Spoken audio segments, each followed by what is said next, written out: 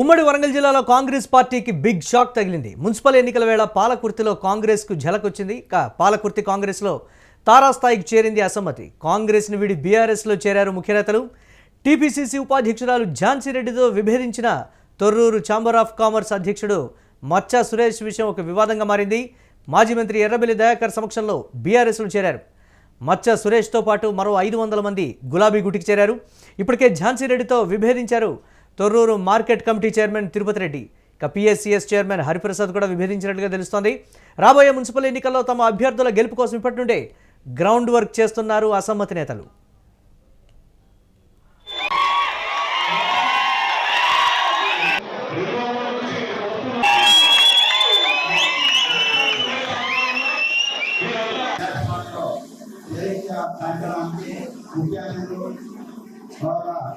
మాజీ మంత్రులు ఇతర పెద్దలకు పార్టీ నాయకులకు విశేష మీడియా మిత్రులకు కార్యక్రమాన్ని ఆదరపడగా తీసుకొచ్చిన ప్రేరణ ఈ కొడుకు పట్టణాన్ని కాపాడే శక్తి ఆ ఉన్నత సందర్భంగా మీకు చేతి మీరు కాంగ్రెస్ పార్టీ చెప్పే ప్రయత్నం చేస్తారు. ఉమ్మడి వరంగల్ జిల్లాలో అసమ్మతి అయితే భగ్గుమన్నటువంటి పరిస్థితి ఉంది. కాంగ్రెస్ పార్టీ నుంచి బీఆర్ఎస్లోకి వలసలు అయితే పోటెత్తాయి. దాదాపు 500 మందికి పైగా బీఆర్ఎస్లో చేరినటువంటి పరిస్థితి అయితే ఉంది. దీనిపై మరిన్ని అప్డేట్స్ మా కరెస్పాండెంట్ సతీష్ అందిస్తారు. సతీష్, ఉమ్మడి కరీంనగర్, ఉమ్మడి ఆదిలాబాద్ అయిపోయింది, ఇప్పుడు ఉమ్మడి వరంగల్ జిల్లా వంతు వచ్చింది. ఏంటి పరిస్థితి? దీనికి సంబంధించి రాష్ట్ర వ్యాప్తంగా కాంగ్రెస్ పార్టీ నుంచి మున్సిపల్ ఎన్నికల వేళ పర్టికులర్గా బీఆర్ఎస్లో చేరుతున్నటువంటి పరిస్థితి ఇప్పుడు ఉమ్మడి వరంగల్ జిల్లాలో ఏంటి? దీనికి సంబంధించి కాంగ్రెస్ పార్టీ నేతలు ఏం చెప్తున్నారు? పార్టీ మారినటువంటి వారి వెర్షన్ ఏంటి? ముఖ్యంగా తొర్రూరు ఛాంబర్ ఆఫ్ కామర్స్ అధ్యక్షుడు మచ్చా సురేష్ తన అనుచరులతో దాదాపు 500 మందితో కలిసి కాంగ్రెస్ ను వీడి బీఆర్ఎస్ లో పార్టీ తీర్థం పుచ్చుకున్నారు. మాజీ మంత్రి ఎర్రబెల్లి దయాకర్ గారి గులాబీ కండువా కప్పి ఆయనను పార్టీలోకి ఆహ్వానించారు. దీనికి ముఖ్యంగా కారణం ఏదైతే లోకల్ గా ఉన్నటువంటి పాలకుర్తికి సంబంధించినటువంటి యశస్విని రెడ్డి, ఎమ్మెల్యే యశస్విని రెడ్డి, ఝాన్సీ రెడ్డి, వీళ్ళిద్దరు అత్తాకోడన్ల వ్యవహారాల్లో ప్రతి దాంట్లో కూడా ఎక్కడా కూడా లోకల్ గా పనిచేసేటువంటి అధికారులకు అన్ని విషయాలలో తలదూర్చడం, సో అధికారులను పని చేసుకోనీయకపోవడం, ఇవన్నీ కూడా పెద్ద ఎత్తున చర్చనీయాంశంగా మారినాయి. ఇప్పుడు దాదాపు 2 సంవత్సరాల నుంచి ఓపిక పట్టినటువంటి వీళ్ళంతా కూడా ఇప్పుడు దాదాపు 500 మందితో కలిసి ఆయన పార్టీలోకి వేరారు. సో దాంతో పాటుగా ముఖ్యంగా టీపీసీసీ ఈ ఉపాధ్యక్షులుగా ఉన్న పనితీరు పైన కూడా పెద్ద ఎత్తున, ఎందుకంటే ఉమ్మడి వరంగల్లో పెద్ద ఎత్తున కాంగ్రెస్ కి పట్టు సాధించే క్రమంలో ఇప్పుడు పెద్ద ఎత్తున టీపీసీసీ మహేష్ కుమార్ గౌడ్ గాని, రేవంత్ రెడ్డి గాని పెద్ద ఎత్తున సమ్మక్క సారక్క నిధులు కావచ్చు, అవన్నీ కూడా పెద్ద ఎత్తున వరంగల్ కోసం చాలా ఈజీ చేస్తా ఉన్నారు. సో ఈ ఎన్నికల వేళ, మున్సిపాలిటీ ఎన్నికల వేళ పెద్ద ఎత్తున ఇది పెద్ద షాక్ అని చెప్పుకోవచ్చు కాంగ్రెస్ పార్టీకి. ఇప్పటికే తొర్రూరు మార్కెట్ చైర్మన్ తిరుపతి రెడ్డి, అలాగే పిఎస్సిఎస్ చైర్మన్ హరిప్రసాద్ కూడా ఆమెతో విభేదాలు ఉన్నాయి, ఆమెతో పెద్ద ఎత్తున విభేదాలకు కారణం అవుతున్నారంటూ ఇప్పటికే వాళ్ళు దూరంగా ఉన్నారు. వీళ్ళు కూడా చేరే అవకాశాలు కూడా కనబడతా ఉన్నాయి. సో ముఖ్యంగా మున్సిపల్ ఎన్నికల వేళ కాంగ్రెస్ కి అటు ఉమ్మడి వరంగల్ కావచ్చు, ఇటు కల్వకుర్తి ఏదైతే ఈ నియోజకవర్గానికి పెద్ద ఎత్తున షాక్ కలిగిన పరిస్థితి అయితే కనబడతా ఉంది. ముఖ్యంగా గతంలో చూస్తే కనుక, గతంలో ఏదైతే నిరసన తెగలు ఇప్పటికే దాదాపు జరుగుతూ ఉన్నాయి. ఎందుకంటే ప్రతి నియోజకవర్గంలో కూడా పార్టీ నాయకులంతా కూడా వెళ్ళిన పరిస్థితుల్లో పెద్ద ఎత్తున ఎక్కడికక్కడ అంటే కొన్ని పథకాలు రావట్లేదని అడుగుతా ఉన్నారు, మాకు మంచినీళ్లు రావట్లేదని అడుగుతా ఉన్నారు, రోడ్లు వేయలేదు అని చెప్పి అడుగుతా ఉన్నారు, పింఛన్లు రావట్లేదని అడుగుతా ఉన్నారు. మంత్రులకు ఏదైతే చెన్నూరు మంత్రికి సంబంధించి కావచ్చు, వివేక్ కావచ్చు, గడ్డం వివేక్ సంబంధించి కావచ్చు, అలాగే అందరికీ దాదాపు 3-4 మంత్రులకి ఈ సిచ్యువేషన్ జరిగింది.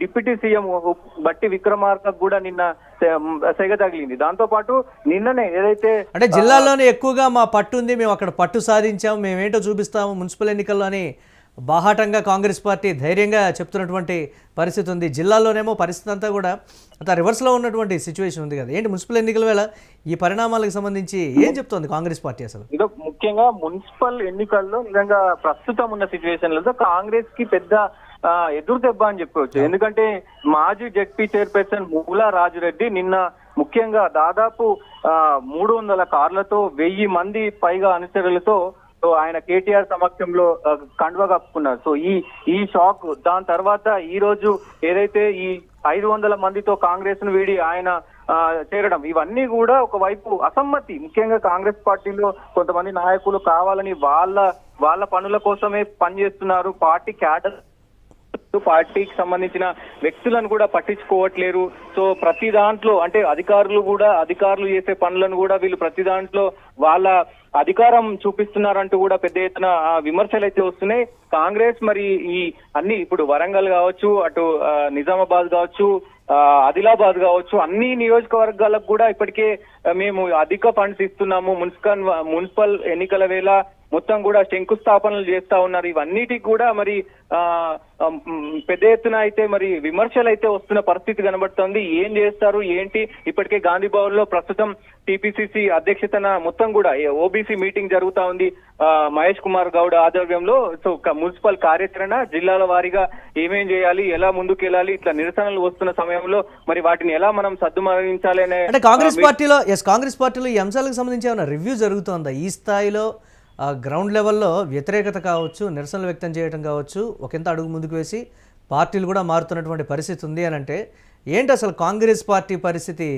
హీరో నుంచి జీరో అవుతోందని కూడా బీఆర్ఎస్ పార్టీ ఆల్రెడీ విమర్శలు కూడా స్టార్ట్ చేసినటువంటి సిచ్యువేషన్. దీన్ని ఎలా చూడాలంటారు సతీష్? డెఫినెట్ గా ఎప్పుడు అంటే ఏ ఎన్నికలకు గతంలో సర్పంచ్ ఎన్నికలకు కూడా ఇలాంటి మీటింగ్స్ పెట్టలేరు, కానీ ఈ ఎన్నికలను ప్రతిష్టాత్మకంగా తీసుకున్నారు.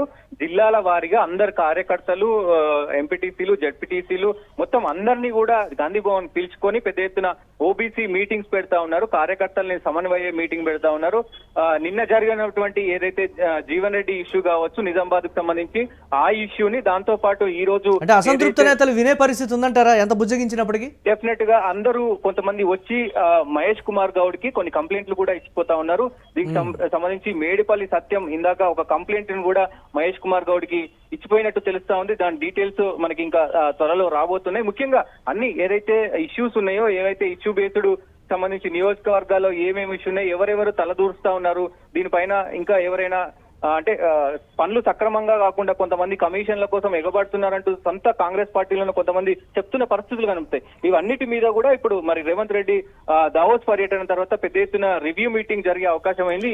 ఈ అన్ని వ్యవహారాల వెనుక ఈ ఏదైతే పార్టీ మార్పులు కావచ్చు, అసంతృప్తి కావచ్చు, ఇవన్నిటి మీద కూడా మీటింగ్ ఉండబోతుంది. కేబినెట్ మీటింగ్ ఉండబోతుంది. మళ్ళీ మంత్రులు, ఎమ్మెల్యేలు, ఎమ్మెల్సీలు మొత్తం అందరూ కలిపి పెద్ద మీటింగ్ పెట్టబోతున్నారని కూడా తెలుస్తుంది. మరి రైట్, 1 కాదు 2 కాదు, మొత్తం దాదాపుగా ఇటు ఉమ్మడి కరీంనగర్, ఉమ్మడి ఆదిలాబాద్, ఇప్పుడు ఉమ్మడి వరంగల్ జిల్లా వంతైతే వచ్చినటువంటి పరిస్థితి ఉంది. మున్సిపల్ ఎన్నికల వేళ పాలకుర్తిలో కాంగ్రెస్ పార్టీకి ఈ స్థాయిలో ఝలక్ తగులుతుందని ఊహించినటువంటి పరిస్థితి. పాలకుర్తి కాంగ్రెస్లో తారాస్థాయికి అసమ్మతి చేరిందనేటువంటి పరిస్థితి కూడా ఉంది. కాంగ్రెస్ను వీడు బీఆర్ఎస్లోకి ముఖ్య నేతలైతే చేరుతున్నటువంటి పరిస్థితి. ఇదంతా కూడా టీపీసీసీ ఉపాధ్యక్షురాలు ఝాన్సీ రెడ్డితో విభేదించినటువంటి తొర్రూరు ఛాంబర్ ఆఫ్ కామర్స్ అధ్యక్షుడు మత్స సురేష్, అలాగే ఆయన మాజీ మంత్రి ఎర్రబెల్లి దయాకర్ రావు సమక్షంలో బీఆర్ఎస్ పార్టీలో చేరినటువంటి పరిస్థితి ఉంది. మత్స సురేష్తో పాటు దాదాపుగా 500 మంది గులాబీ గూటికి చేరారు అనంటే ఈ స్థాయిలో కాంగ్రెస్ పార్టీ ఊహించినటువంటి పరిణామంగా కూడా చెప్తున్నారు మున్సిపల్ ఎన్నికల వేళ. ఇప్పటికే ఝాన్సీ రెడ్డితో Torrur market committee chairman Tirupati Reddy, అలాగే పిఎస్సిఎస్ చైర్మన్ హరిప్రసాద్ కూడా విభేదించినటువంటి పరిస్థితి ఉంది. గ్రౌండ్ లెవెల్లో ఒకసారి పార్టీ పరిస్థితిని కానీ సమీక్షించుకోకపోతే మున్సిపల్ ఎన్నికల వేళ ఈ డ్యామేజ్ అధికంగా ఉండేటువంటి పరిస్థితి ఉంటుందనేది కూడా చెప్తున్నటువంటి సిచ్యువేషన్ చూస్తున్నాం.